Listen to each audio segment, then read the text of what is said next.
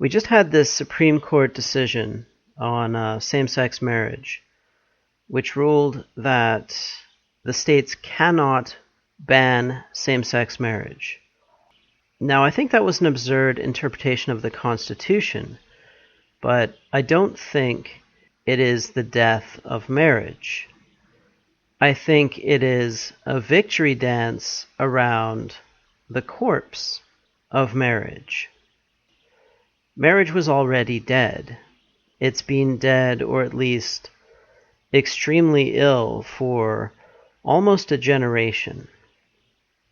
But I thought this would be a good time, because of that Supreme Court decision, to talk about what marriage used to be and what it is for.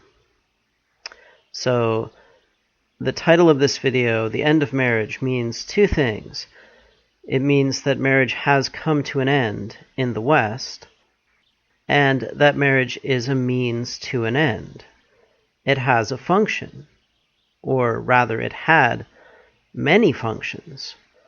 So I'm going to go through what it was and what its functions were. Because unless we understand what marriage was for, we don't know what we have lost. And we in the West won't understand why our societies are starting to fall apart, and why our families are falling apart, unless we understand what marriage was for. So what was marriage? Marriage was a contract between a man and a woman. It was a lifetime commitment by both parties. It defined the roles of husband and wife, and their rights and obligations to each other. These roles were different but complementary. They fit together to form a functional unit, the family. Marriage was also a license to have sex, and thus a license to reproduce. Sex outside marriage was prohibited. In traditional sexual morality, sex inside marriage was good, and sex outside marriage was bad. So, traditional sexual morality comes down to this one principle, that sex should be inside marriage. And there was a very important reason for that. But before I get to that, I'll talk about the male-female pair bond. Marriage is a social construct, but it is based on an underlying biological relationship, the male-female pair bond. The male-female pair bond is when a male and a female mate exclusively and raise offspring together. Or at least, typically, the male tries to maintain exclusive sexual access to the female. The point of this exclusive mating is to identify the father of the offspring. Pair bonding gives the male a reproductive incentive to invest energy in his mate and offspring, because he knows that her babies are his babies. And in species without some kind of pair bond and some kind of exclusive mating, males don't do anything for babies. So those of you who believe that evolution makes creatures altruistic, well, just look at nature. Look at how it works. Without a mechanism for the male to identify his offspring, males don't go around being nice to babies. In fact, they often kill babies.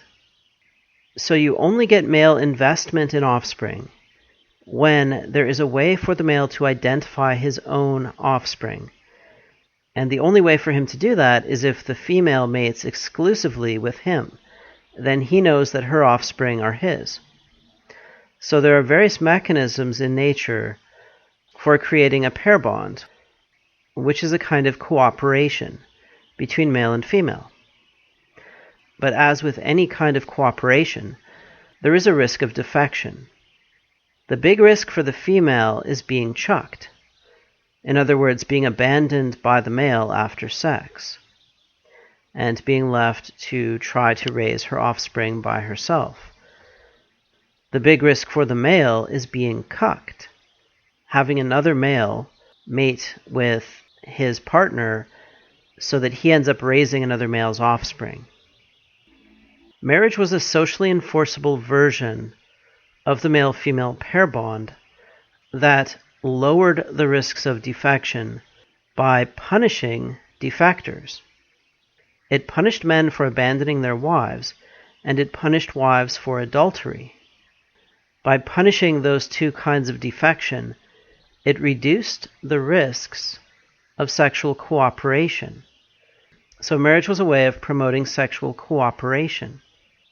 But it was also a license to reproduce. You can think about marriage in terms of game theory. Between the male and female, marriage was a way of solving a prisoner's dilemma, in which each side has a potential to defect, but both sides would be better off if both cooperated than if both defected. So by reducing the incentives to defect, marriage helped promote cooperation, and thus brought about better outcomes for both sides. Marriage was also a way of solving a potential tragedy of the commons. If women have children outside marriage, usually those children become a burden on society.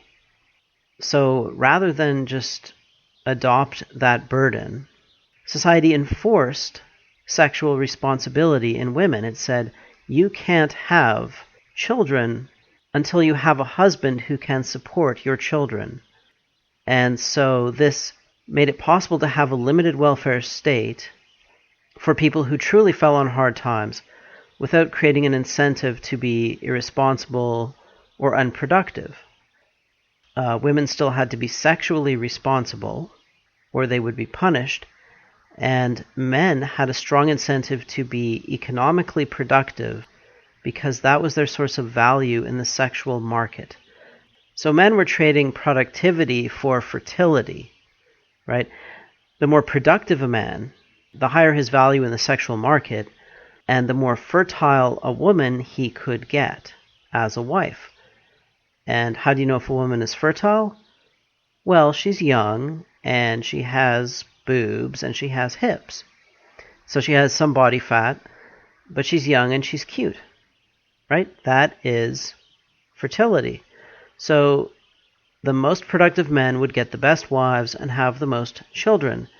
And so marriage was also eugenic. It promoted responsibility and productivity both psychologically and biologically. So here were the functions of marriage. It protected women and children from being abandoned. It protected men from being cucked. It protected society from having to care for fatherless children. It promoted male investment in family and society. It reduced violent competition between men for women. It promoted male economic productivity and female sexual responsibility. It reduced sexually transmitted diseases. It created a balanced sexual market. Now today, when people are trying to trade dick for pussy, it's not that easy to make a trade because dick is cheap and pussy is expensive. And the reason pussy is expensive is because if you're just having sex, then a woman is potentially making a lifetime commitment to raise a child. Now, I know if you're using birth control, that's not going to happen, but using birth control doesn't change your emotions. It doesn't change the sexual emotions that evolved over millions of years. So we still behave as if sex was equal to reproduction even when we use birth control. And that means that in the sexual market, pussy is worth a lot more than dick. But a husband was worth about the same as a wife because they were both making a lifetime commitment. So the marriage market was balanced. Both sides were going in with something of equal value. They could usually find a match. There were very few men who couldn't find a wife, and there were very few women who couldn't find a husband. But in the sexual market today, where we're just trying to exchange dick for pussy, it becomes very difficult to make that deal. Now, of course, the male can claim that he wants a long-term relationship, in which case he's bringing something more to the table. And the woman can, drag out the courtship so that, there are ways of getting around this, but marriage made it much more efficient because both sides had something credible to offer. If I'm offering a woman a lifetime commitment, but there's no way she can enforce that, then it's not as credible as if society will enforce the contract, right? And likewise for the male, if society is going to enforce sexual exclusivity, the male's risk is much reduced. So the marriage market was balanced, the sex market is not. And finally, marriage solved the problem of consent. Today we have this problem. Two people go home from a bar, in private, they start making out, something happens, and then you get somebody carrying a mattress around for a year, or writing some stupid article in Rolling Stone, or maybe you get a guy slapping a girl around and banging her head on the wall and raping her. But if it happens behind closed doors, then there's no way for society to enforce that, because there's no way to prove what actually happened beyond a reasonable doubt. There's no way to establish consent, or the absence of consent, when consent is nonverbal, implicit, and done privately. Marriage was done in public. It was explicit, it was verbal, it was in front of witnesses. It was very clear what was going on. But we threw all that away, right? We threw marriage away because we didn't understand what it was for. And we have this value of freedom. So in the name of freedom, we abandoned almost all of the functional aspects of marriage. It has become a meaningless ritual. And we are starting to see the consequences of this sexual liberation. We have a dysfunctional sexual market. It is difficult for men and women to get together. We have seen the breakdown of long-term relationships and the breakdown of the family. We have an epidemic of single mothers, and many of them are on welfare or otherwise being subsidized by society. We have dysgenic breeding patterns. The least productive and least responsible people are having the most kids. And by the way, I saw this the other day. A study saying that IQ in France had declined by 4 points in the last 10 years. I don't know if that's due to dysgenic immigration or dysgenic reproduction. It's probably some combination of those two things. So I think the Flynn effect is over, and now we're going to start seeing IQ declines. We have below replacement fertility in almost the entire developed world, and certainly in the West. I don't know if there are any countries in the West that still have above replacement fertility. There might be one or two. The United States actually used to be one, but it fell in the last 10 years below replacement, which wouldn't be a big problem if we didn't have the dysgenic immigration and reproduction patterns. If you had eugenic reproduction and immigration, then a declining population wouldn't be such a big deal. But imagine the catastrophe that's going to result when you have low fertility and most of the people in the new generation are unproductive and irresponsible. And then you have a whole bunch of older people relying on this younger generation to support them. That's a recipe for disaster. And finally, we have declining male productivity because men are dropping out. When men drop out of the sexual market, they tend to drop out of the economy, or they scale down their involvement in society because there's no point. If men can't trade their productive potential for a good wife, then they have less incentive to develop their productive potential. And later, when they don't have wives and children, they have less of an incentive to be productive. Men are not strongly incentivized to acquire wealth for its own sake. So without marriage, the male interest in being productive is going to decline. And I think you can see that today. So we threw away an institution that was really, really important for civilization, that we have had for thousands of years, and we threw it away because we didn't understand it. And because we thought that the rituals and symbols and mysticism associated with it were what really mattered. But ironically, the important part of marriage was the restrictions on our freedom. The whole point of marriage was to restrict our freedom. One of the functions of society is to impose restrictions on individual freedom, because in doing so, it actually gives us more power. And that seems counterintuitive to some people, but that's actually what happens.